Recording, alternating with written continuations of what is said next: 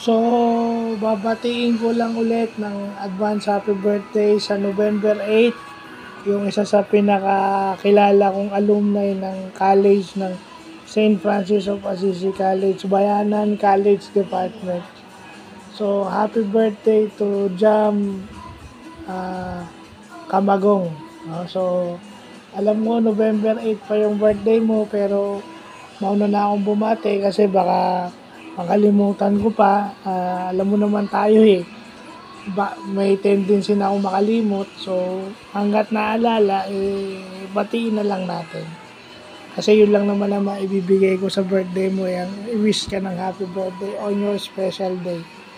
So kung ano man yung pinagkakaabalahan, advocacies mo, running a business or working for a firm, sana masaya ka dyan. And continue to pray and have faith na lahat ng gagawin mo ay magpo-prosper pagdating ng araw. May pamilya ka na ata, so be a good mother and a good wife. So yun ang pinaka-importante sa lahat kasi wala namang school para dyan. Yung pagiging magulang ano yan, by experience. So yun lang po.